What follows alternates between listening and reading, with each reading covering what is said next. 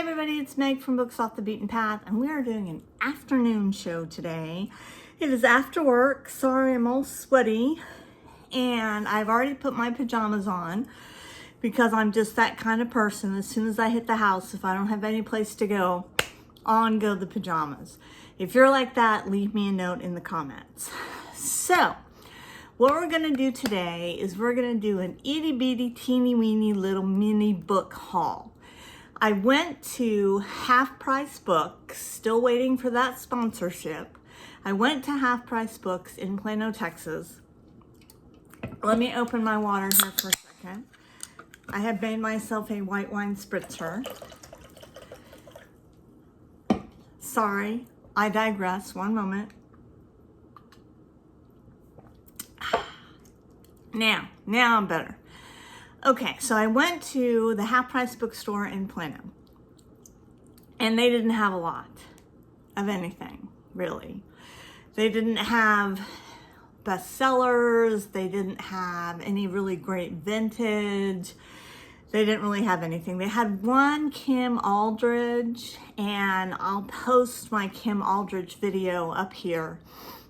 But I just think reading the one was all I needed from Kim. I didn't need any more Kim Aldridge. But I did find 3 things, and I'm going to show you those 3 things. Okay. Now, the first thing I got is, here's my Half Price Books receipt. The first thing I got, and this was $15.99, which was kind of a little bit out of my price range, but I did it anyway.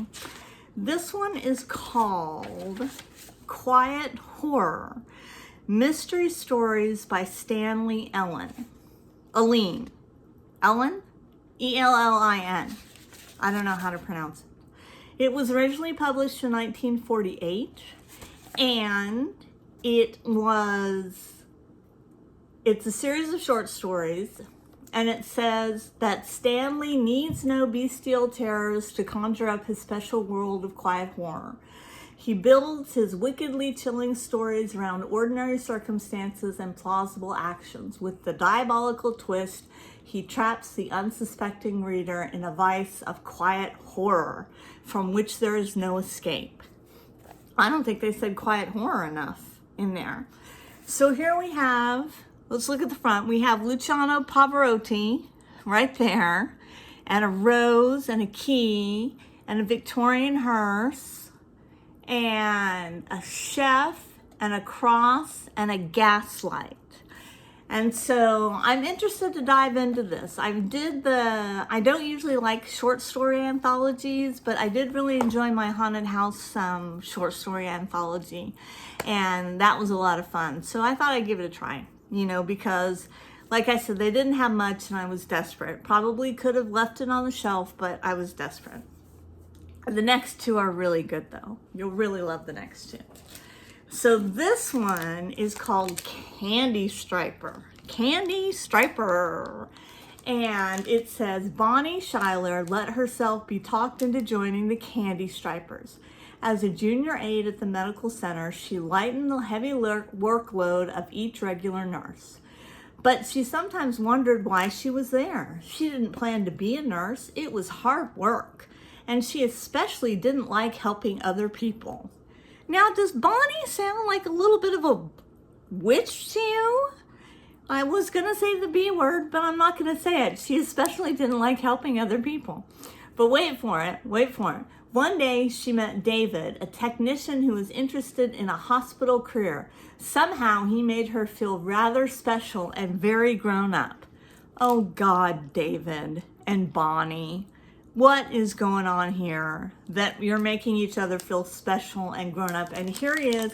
He's got a car, which we all know that's dangerous. You know, when they've got a car. Candy Stripers. She's got a book. She apparently doesn't like helping that little child. And there's David. He's got some stuff under his microscope and 2 pints of milk. So that's a good one. That's going to be a good one. And then I found this one, and this was totally in the wrong section, and it was just happenstance that I found it, but doesn't it look good? This is Ravenscroft by Dorothy Eden. And it says, this spellbinding novel by the author of Darkwater is a new top-flight suspense thriller in the famed tradition of Mary Stuart and Victoria Holt. So that's great. Against the vivid backdrop of 19th century England, Ravenscroft unfolds the drama of a young girl pursued by evil from the crime-infested slums of Victorian London to the splendid hall of a great English manor house. From the first graphic picture, the author spins an increasingly gripping tale of romance and suspense that makes this book impossible to put down. Impossible, they're promising me. I won't be able to put it down. Let's see what the copyright date was on this one. Copyright date, 1964. Was it 1964? Or did I look at that wrong? I looked at that a little too quickly. Yeah, 1964. It's a good Gothic. Candy Stripers, I believe, was in the 50s. I can take it out of its protective cover. How you guys doing, by the way? I haven't had many comments lately. I need some more comments. You know how I love the comments. Okay, Candy Stripers. Oh, and I love it. Somebody put their name in it and their address, so that's wonderful. Okay, Candy Stripers, copyright 1958. 1958 for Bonnie, who doesn't like helping people and is going to feel very immature once she gets in that car with David. So that's my little mini, itty bitty little mini haul. I've got a floss stitch video, floss tube video coming up when I'm going to show you my progress. I started in a new project and I'm making some headway on, I'll do that later. Making some headway on some of my other projects, and I just wanted to thank all of you guys for watching, for my new subscribers, for my old friends. You know who you are. Leave me a like, hit thumbs up, and I will check you later.